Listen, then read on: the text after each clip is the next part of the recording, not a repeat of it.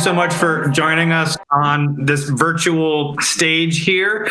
For those of you who don't know, I'm being joined by Shailee Adinolfi from ConsenSys, who has written extensively about central bank digital currencies and is currently working to sort of help build that future out, and Peter Munnings of Adhara, who recently signed a really exciting deal to work with 5 central banks to help build what might be the future of central bank issued digital currencies. My name is Michael Del Castillo. I'm associate editor at Forbes, specializing in blockchain and cryptocurrencies. And lately have really been gravitating towards the work that central banks are doing, in some people's eyes to leverage the best that blockchain has to offer, and in other people's eyes to undermine all the great progress that cryptocurrencies are making without central banks. So I think it's a really exciting space. There's a lot of controversy, a lot of potential benefits, and we've got 2 great leaders in the space to talk to about that today. With such an informed audience as I know that we have at the Ethereal Summit, I'm usually loath to start off with defining terms because everyone is so well informed. But with central bank digital currencies, I think it's particularly important to make sure that we're all on the same page with 2 particular words there, which are digital currencies. The reason why I think that's important is because, as we all well know, it's been a long time since any of us has received a paper paycheck. Many of us aren't taking paper dollars or euros or any other currency out of our wallets to pay for anything. We've been receiving digital money for a while, and we've been spending digital money for a while. So I want to make sure that we're really clear on what we're talking about here, and specifically what are some of the actual benefits of what we're talking about when we talk about CBDCs, as opposed to the digital currency that we've had for decades. So I kind of want to start off with just an open question to both Shailee and Peter.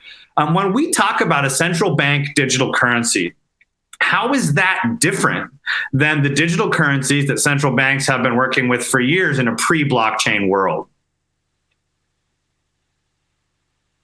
Peter, you I'll want to jump go in ahead first and start? Sure. So I think central banks, it's true, have been working with digital currency. We call that the wholesale or interbank market, which allows banks to pay each other. The money that you receive in your bank account is commercial bank money. And the real benefit, which Shailee can talk about on the retail side, is central banks being able to replace or substitute the physical cash that you would have in your wallet with digital cash. And that is directly issued by the central bank. So that comes from the central bank to you, and it would be much like holding Bitcoin or Ether in a digital wallet. You would hold the private keys for that. You'd be able to spend that, but it's backed by the central bank, just like notes and coins are backed by the central bank. The benefit on the wholesale side is that wholesale interbank systems currently are only designed around one currency. There's a US system, there's a UK system, there's a Euro system, there's a South African system, etc. What the exciting thing about the distributed ledger version of these, or the blockchain version of these, is that they're being designed from the ground up to be interoperable, and that's a brand new thing. That's something we haven't ever had before, and because they're interoperable, you can do stuff intraday, you can do stuff during the day, you can do stuff almost immediately that you would never been able to do before.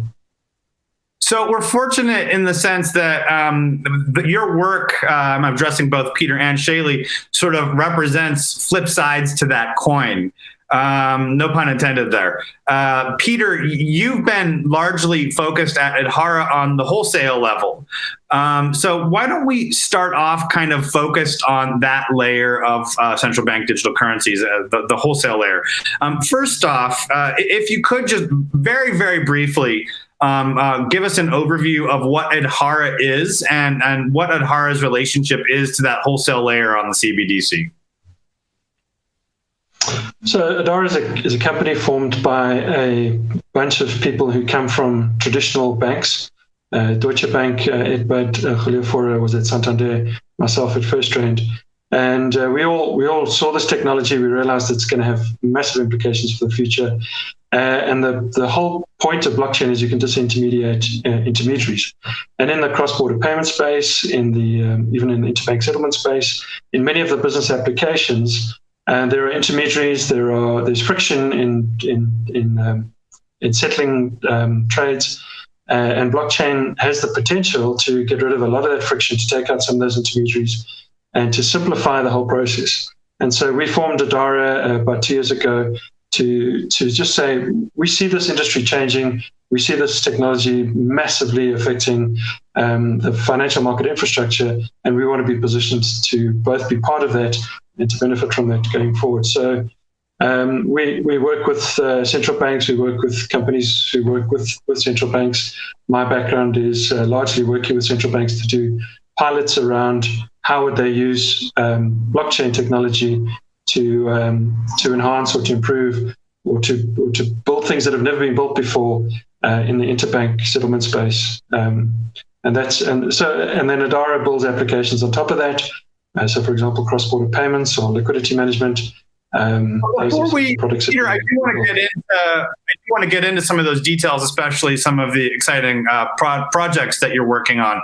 But before we do that, I want to ask Shailee if you could kind of unpack a little bit more about ConsenSys's focus, and if Adhara is really at the wholesale level there, looking at improving the way that the current financial infrastructure is interoperating. What is ConsenSys's target down at the retail level? Right. So for us, we are definitely focused on the retail side, and that's digital banknotes minted and burned by the central bank, distributed to individuals and businesses. Now, there are still questions concerning what that will look like in the future, right? And we're seeing this. Bank of England came out with their white paper, and the Bank of France and several banks globally have come out with their views on what the retail CBDC space could look like. And so we're just kind of thinking through our design of how we would implement this. One question, I think we are starting to see trends in the two-tiered model of CBDCs. So commercial banks and service providers would be the distributors of CBDCs, while the central banks would be minting and burning, right? But I think it is an interesting monetary tool for central banks to have that ability to distribute funds directly to citizens and businesses at the same time. So that there's going to be a balance of that. We're looking at privacy versus transparency and other features. So I do want to get into some of those design choices that you're considering, and perhaps a couple that you've more formally made. But before we drill into that detail, I want to come back to Peter here and ask you, Peter, if you could kind of unpack a little bit more of the concrete work that you've done so far, because Adhara and yourself, even before Adhara, have done some real work with central banks. And I think there is a lot of skepticism out there about how central banks are interacting with the technology. As we're picking apart that acronym, we started by picking apart the DC, the digital currency, but I think it's also interesting to pick apart the C, the central. Central bank in a decentralized world is sort of a contradiction in terms. So as people approach central banks' interest in a decentralized technology, what are you seeing on the ground in the real world? So, I mean, I've been very fortunate. I previously did work for ConsenSys and was involved with Project Ubin with ConsenSys, which was the Monetary Authority of Singapore, the Central Bank of Singapore. They've been running that for a number of years, and we did some very, very exciting work with them. I then ran the project Korka. Korka is an African language word meaning pay. That was with the South African Reserve Bank. It was a fantastic project where we built a real-world pilot, a test platform with 7 commercial banks, the central bank, completely heterogeneous system. So there was, some of the banks were running their own nodes on premises, some were running in cloud. It was a fantastic project where we built a highly performant network and showed that it was comparable to the existing centralized systems. And now we're partnering with Finality, who are working with 5 central banks, 5 currencies, US dollar, British pound, the euro, the Canadian dollar, and the Japanese yen. Once again, working with them to provide the technology layer, blockchain-based layer. And I think the key thing here is, Peter, I'm sorry to interrupt you there. Could you go into just a little bit more detail? What is Finality, and what exactly was the partnership that Adhara set up with them? So Finality is the culmination of a multi-year project called the Utility Settlement Coin Project, which has been funded by a number of commercial banks, 16 banks now, or 16 financial institutions, 15 banks in the NASDAQ, all large, what they call GSIBs, globally systemically important banks.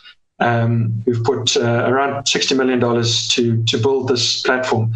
And this is kind of where the distributedness comes in. So the banks who would be supporting this would be running a distributed network.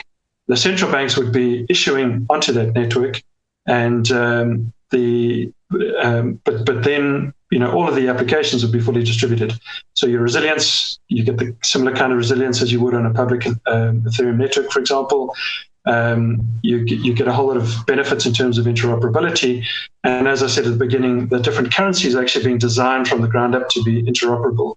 And so you can get, and the key thing here is you can get true, what we call XVP, or so distribution versus payment, or payment versus payment, so DVP or PVP.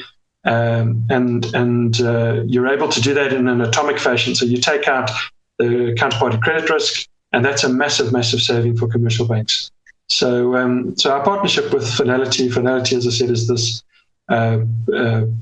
organization or company that's been formed by, and the shareholders are these commercial banks, to build a distributed platform on a permissioned blockchain ledger to allow settlement for PVP or DVP transactions.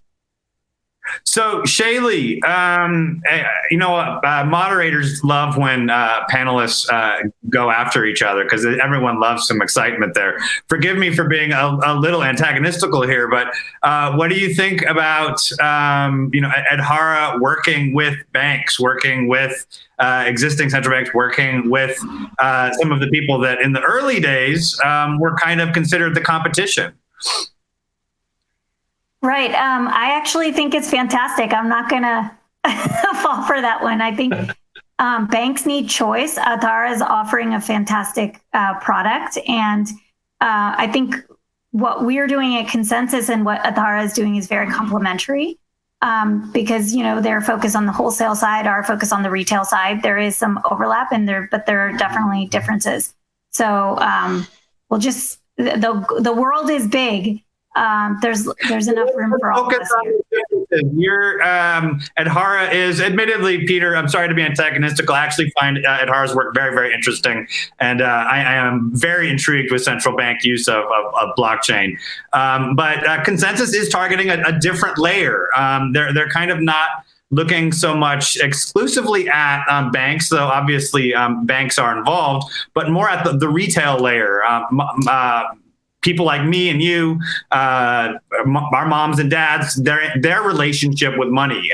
How is ConsenSys taking a look at how the retail layer could be improved using blockchain technology?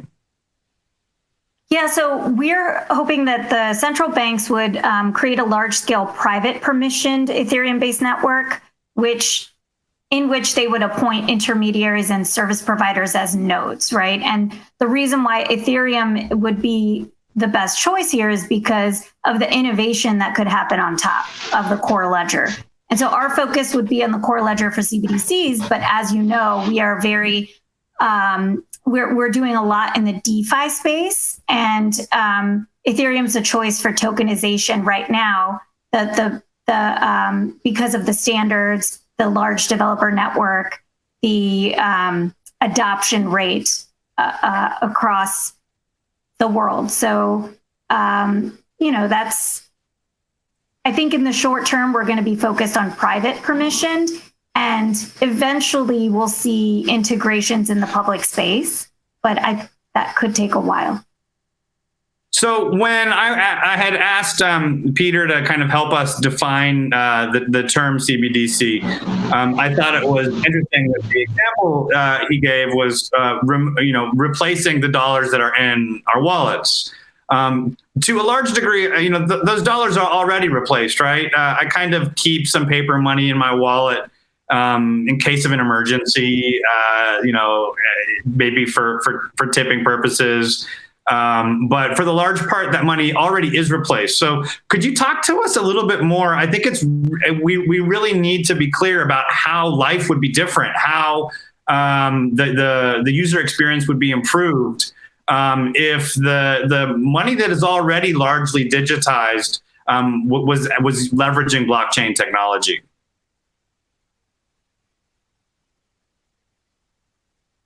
Shailee, I'm sorry, that was addressed at you. Oh, sorry. How is the retail experience improved over the already dematerialized currency if that dematerialized currency is using a distributed ledger instead of a centralized control? Right. So I think because of the decline in cash, central banks are, I think on the end user side, you may not see a big change initially, right? But it's an option, and eventually, there will be the capability for people to transact in digital currencies, and then for businesses to give payroll payments, to people using digital currencies directly minted by the central bank. So there will be a shift in the payments landscape.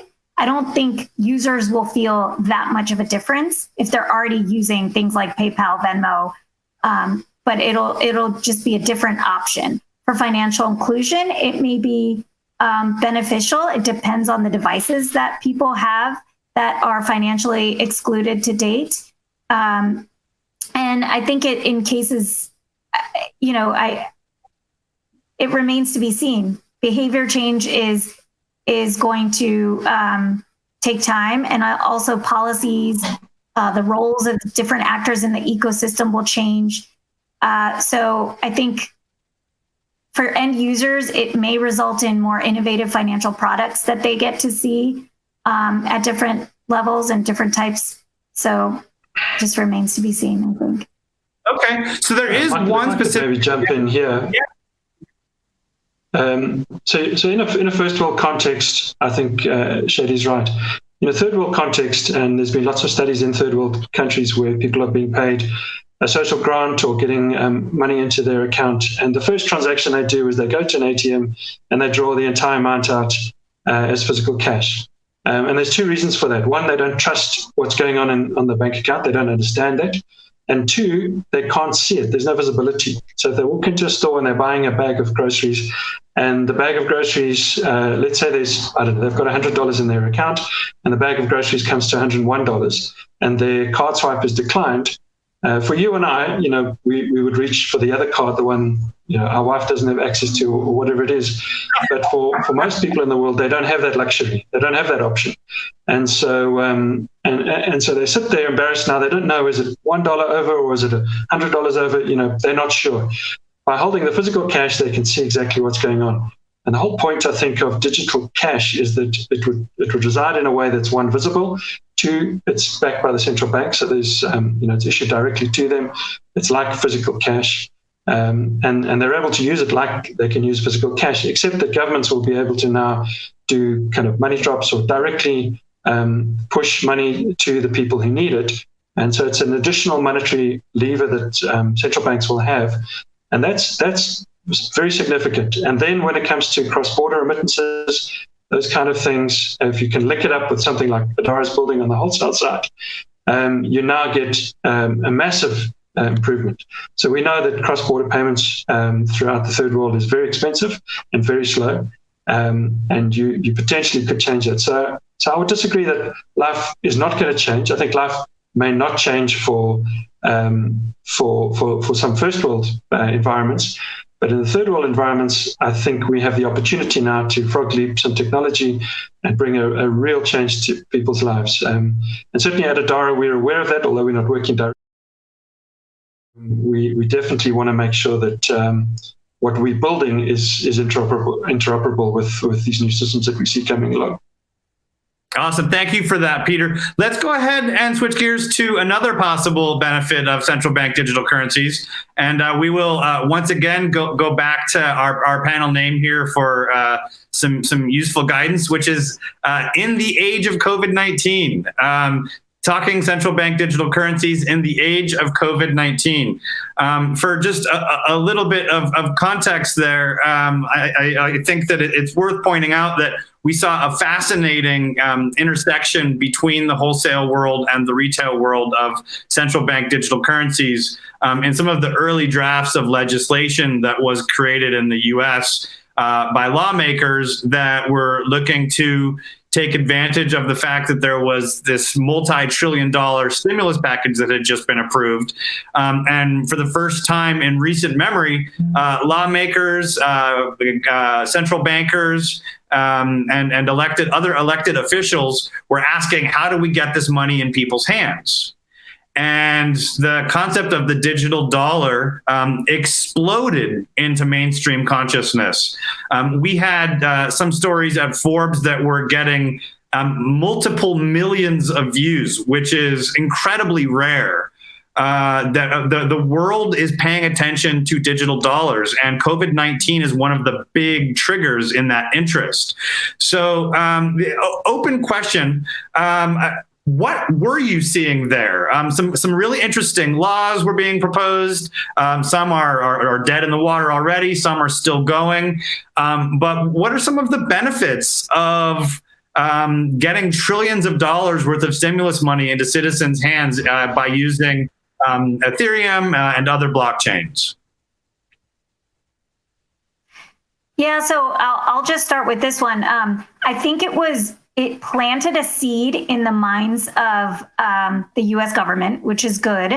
And you know, the government is big, various agencies, different perspectives on how to distribute those funds. What's the best way possible?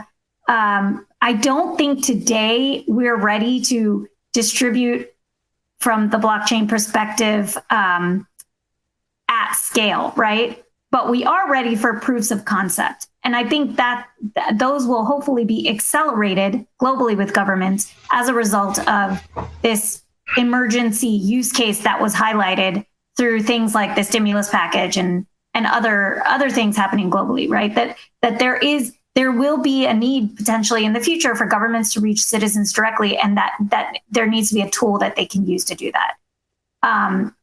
Also, there were lessons learned here in the U.S. from the 2008 financial crisis, right? And how banks did well and citizens did not. And lawmakers want to make sure that doesn't happen again. Unpack that a little bit more, Shailee. I think that's really interesting when you say in 2008, banks did well and citizens did not.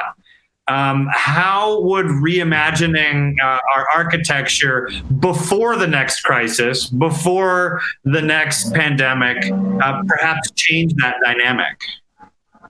Yeah, I think so. It's about creating a more resilient and a ecosystem and different options for both governments and banks to use in the time of crisis, right? So that you're not reliant on any one entity. Here we have different things happening at the state level or I guess governors are making decisions differently here in the US than what maybe the federal government is saying around policy when people can go out. So I think money can play a big part in how different states, federal government leverage their tools to, reach their citizens. It's just about optionality in times of crisis. So, Peter, you must have been watching very eagerly as we started seeing multiple bills coming out around the digital dollar concept. Can you kind of paint a picture for us about what you were doing at that moment? And as those bills started being made public, and I'll be clear, drafts of bills in large part, what were you thinking? What was your reaction? And perhaps more importantly, can you give us any insight about what your clients were thinking? How were they reacting? Yeah, so I mean, we were interacting with various treasurers kind of on those critical days. So one legislation was coming through, but two, they were just dealing with massive shifts in the market, and their hedging strategies were being put seriously under stress. And we expect this to happen again. This is probably not the last time we're going to see this kind of thing. And the realization that, intraday liquidity management, in other words, how do I manage the money that I have? I need to move around right now today. So there are some tools, but I think what we want to do is bring much better and much broader set of tools to treasurers to be able to manage their positions and to reduce, as I said, counterparty credit risk. So that the problem with any kind of trade is let's say I need dollars and I'm offering pounds. Someone's got to go first. Someone's got to actually transfer one leg of the trade, and then the other leg gets transferred. By putting it onto a blockchain, you can now do that atomically. So in other words, either both legs will go through, or neither leg will go through. So we reduce the risk, and we can start doing these things in near real time. And as a treasurer, I can start to move the money into the right place at the right time to make sure that, for example, if margins are getting called, and traditionally I wasn't expecting to have large value of margin calls happening, and now all of a sudden those are going to be happening, and I've got to move money quickly into the right place, or my counterparty I'm starting to get majorly exposed. Being able to reduce that risk significantly by having these platforms in place is important. So I think it was more a case of the treasurer saying, hey, you've got to get the systems in place, you've got to get them through. How's it going? Where are we at? What's happening on that? They're aware that there's a huge amount of work that has been going on. We're not looking at proof of concepts. We're looking at putting robust production systems in place, and it's just a case of moving as quickly as we can at the moment to meet the needs of both central banks and commercial banks to make these systems work.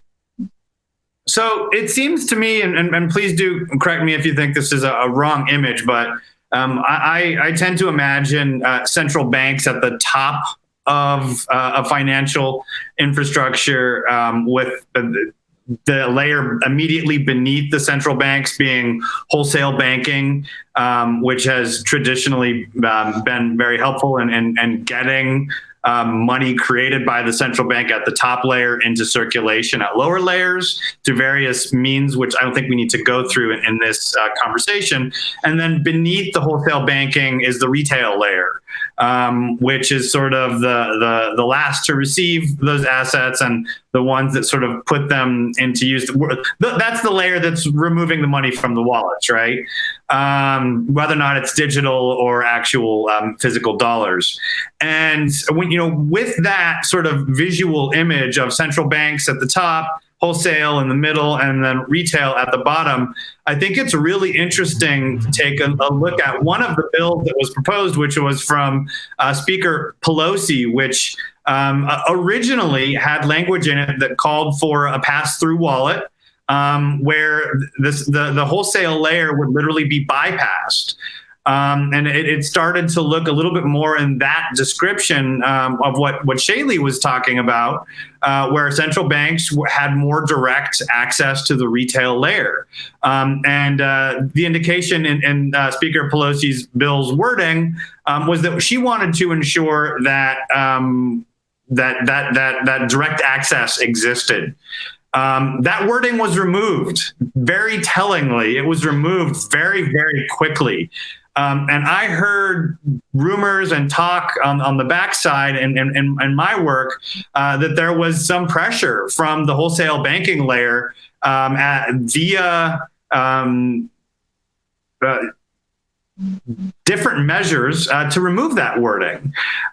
Is there some behind the scenes machinations going on where wholesale banks are putting pressure on lawmakers to make sure that they have that middle ground secure? Or are we going to see a world where the wholesale occasionally takes a step back and lets central banks have direct access to retail?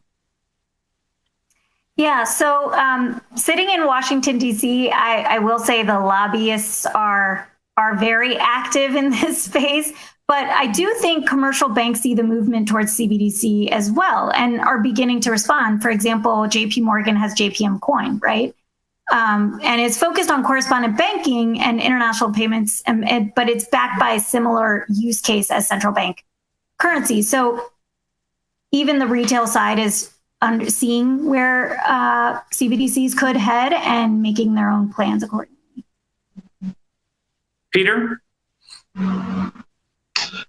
Yeah, I mean, I can't comment on who's lobbying who, but yeah, there's no doubt that there are going to be winners and there are going to be losers as we move forward.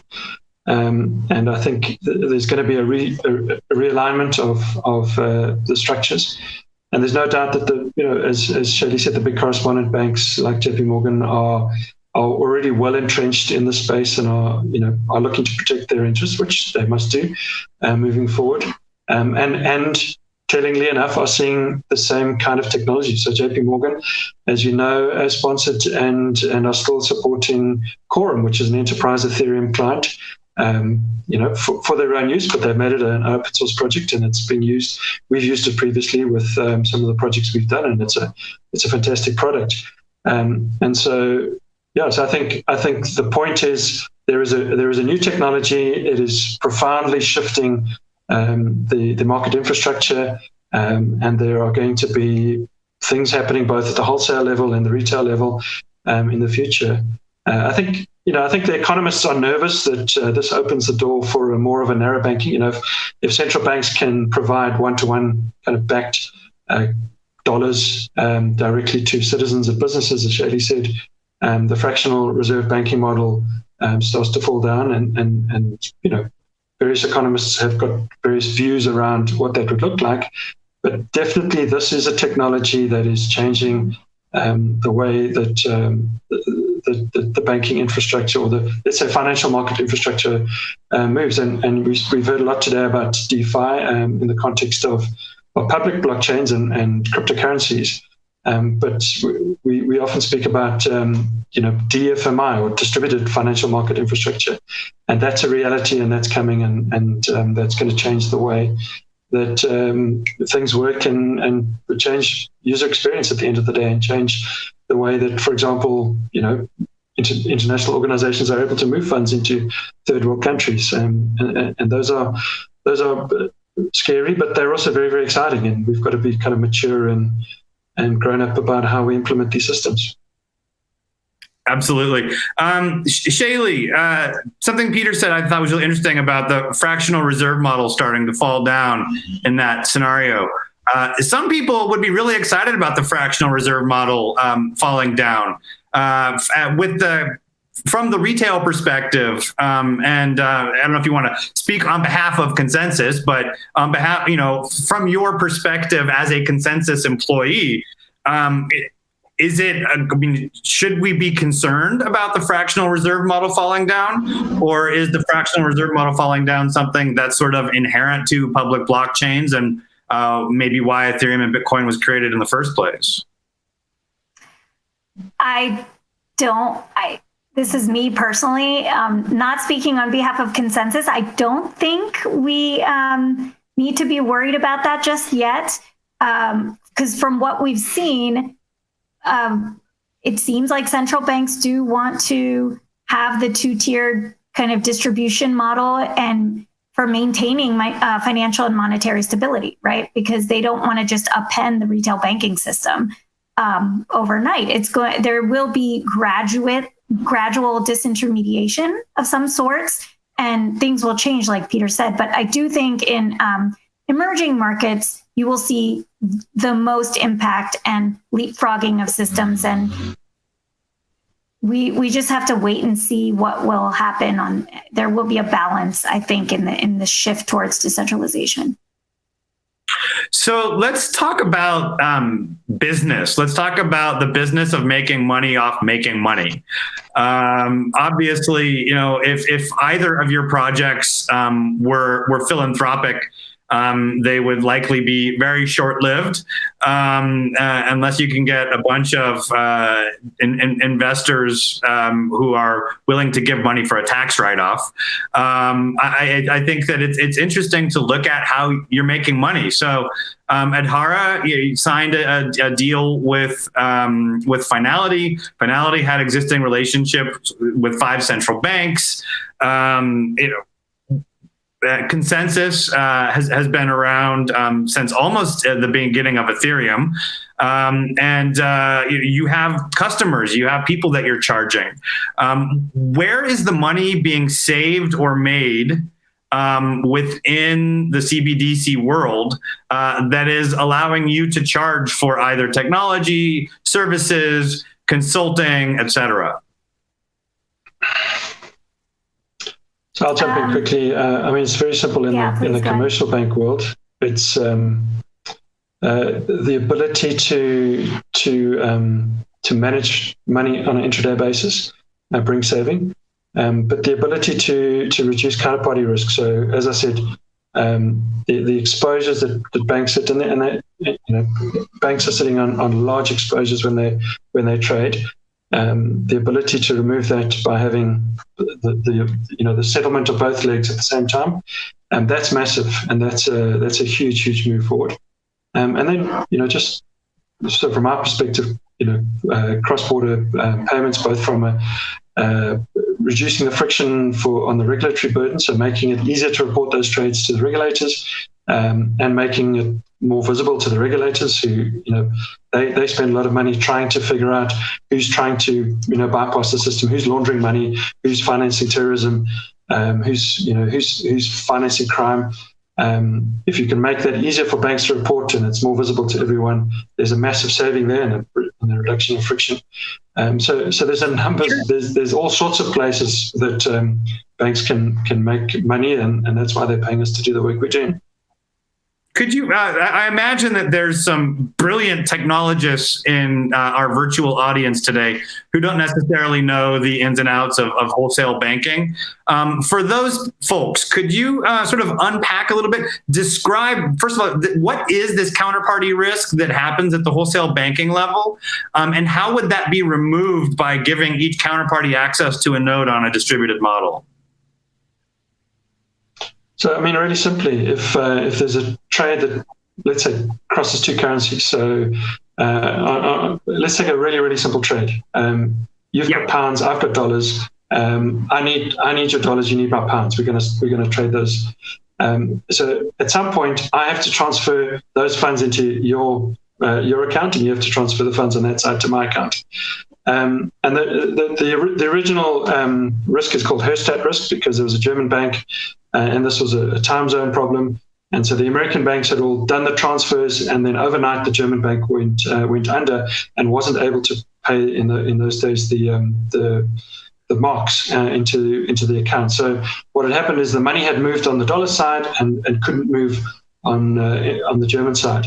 And so they were called short, and so those are the risks. And so there's massive insurance that's put in place around making sure that you're not left exposed. With blockchain technology, what you can do is you can say, well, let's lock it in with an algorithm. Let's make sure that we're using clever cryptography to make sure that if the dollar leg moves and let's say the pound leg doesn't move, then the dollar leg just rolls back. Or if the pound leg moves and the dollar leg doesn't move, then the pound leg will roll back. But if they both move, they both move. And that's what we call an atomic transaction. And that simple thing it's a really simple thing, but it has a profound impact on the way that trades are done around the world. Awesome. Thank you so much for that, Peter. That was really helpful. I appreciate the clear example there. Shailee, I'm not sure if you had a chance to tune into some of the earlier panels at the Ethereal Summit. But I thought it was really interesting what Vitalik Buterin had to say about Ethereum itself, the Ether cryptocurrency, being someday a viable alternative to central bank currencies.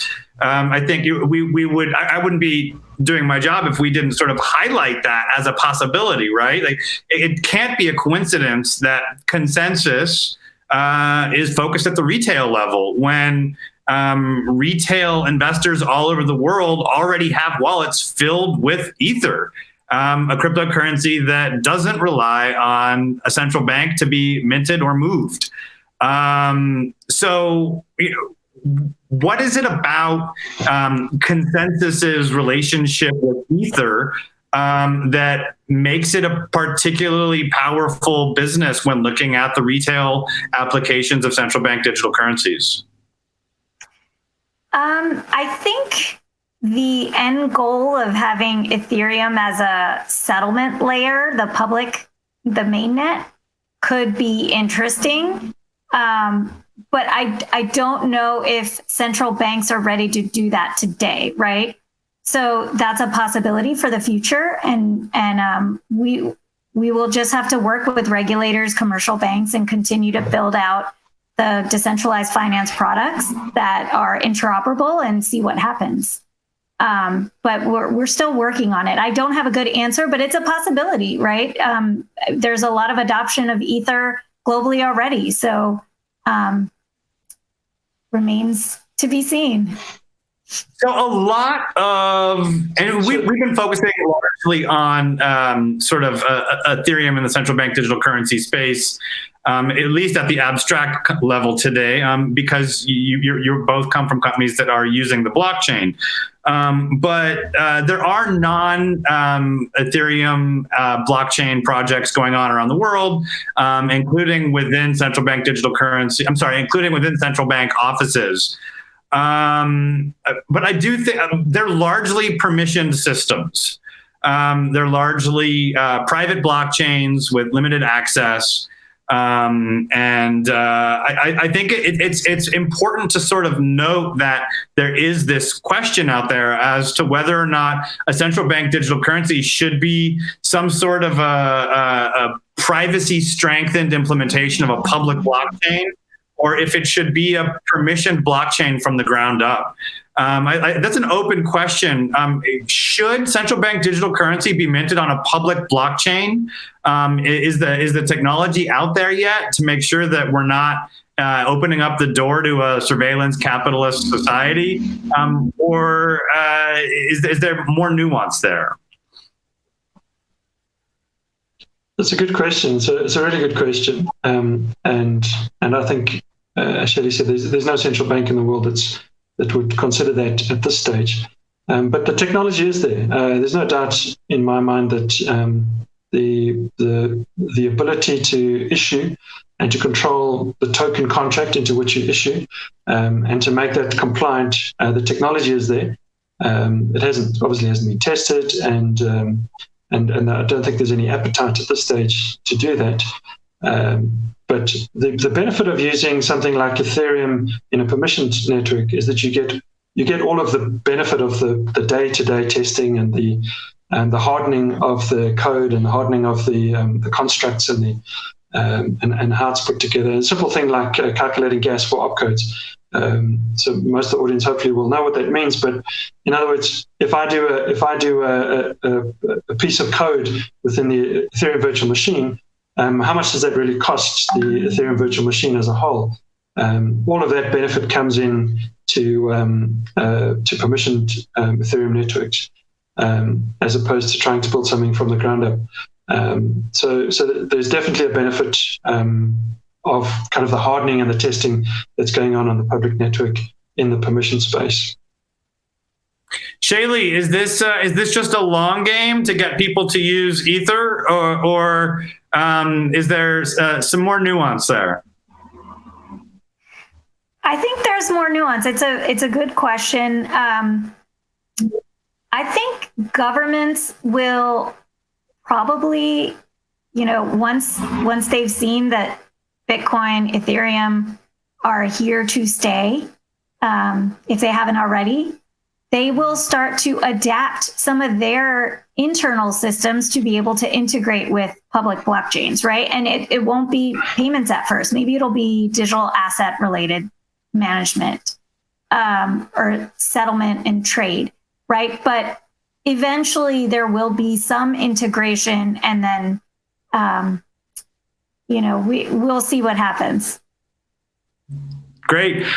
Peter, sort of wrapping things up here, I want to turn the attention back to Adhara and your work. You had a chance to go into a little bit of detail about the recent deal with Finality. Can you update us on what the day-to-day looks like there and what we might expect in the future? Basically, what are you doing now and what happens next? We're busy building, testing, making sure that the code works as we advertise on the tin. It's a very, very busy. I must say, we've been more busy during this kind of lockdown period than we expected, and I think it's partly because of the pressure to get the work done, but it's come down to a very exciting and very interesting and very robust and kind of very normal software engineering project. And it's very exciting to work in the space. We definitely do feel like we are building the future financial market infrastructure. And it's just, as you would guess, a load of, sweating the small stuff, making sure that everything works as advertised. And looking forward to seeing where it progresses in the space. Probably about as much as I can tell you at this stage. It's a fascinating project. I know that you have to navigate what you're allowed to say and not, but the quick follow-up there, is the code done? Does it do what you wanted it to do? Or are you still at the build phase right now?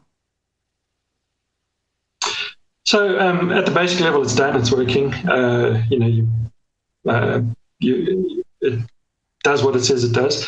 There's all sorts of, as we interact with as Finality interacts with regulators, there's all sorts of additional questions that are being asked. There's all sorts of new and interesting use cases that are coming through. And so, as we approach those things, as you kind of take the step on the regulatory level and questions get asked on the technical level, and you need to address those and answer them. So it's kind of a bit like rolling a snowball, bits fall off, bits get added on.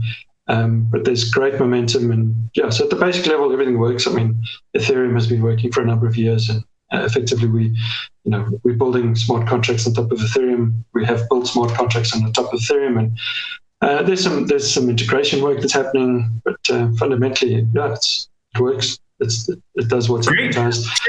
Project was 2 years ago. Sorry, Peter, I didn't mean to interrupt you there. Go ahead, Peter. Last thought there. Yeah, so as a Project Cork, we showed that banks can transfer government or central bank issued money between themselves. So it's more around how do you integrate into a securities platform, how do you integrate into other environments. So it's the peripheral work that's happening at the moment, which is very, very important. It's got to be done before you can go live with these things, but fundamentally everything works on the blockchain level. Very, very exciting. Thank you, Peter. Shailee, can you tease us in what's next for ConsenSys in the world of CBDCs? Proofs of concepts, working on the design, what are the different functionalities for the central bank, for the network operator, the gateway, right? The commercial banks, large retailers. What's the design look like for onboarding and offboarding users, minting, burning, monitoring, and maintaining the network? And what's that balance between privacy and transparency? It's going to be different for each government. And we're just learning and building and, iterating on the design as we go. But I will say that, private permissioned Ethereum is available. It's ready to go. And many governments think of Ethereum as public only, but we are working very much in the private and permission space today. So just want to make sure anyone from governments listening in hear that. It's at this time that if we were on an actual stage, I would ask the audience to give our speakers a round of applause. But I don't think they can even unmute themselves to do that. So I will thank you on the audience's behalf for coming and talking and sharing your insights with us. As always, looking forward to see what you do next and seeing what central banks do as well. Thank you so much. Thank you, Michael. Bye.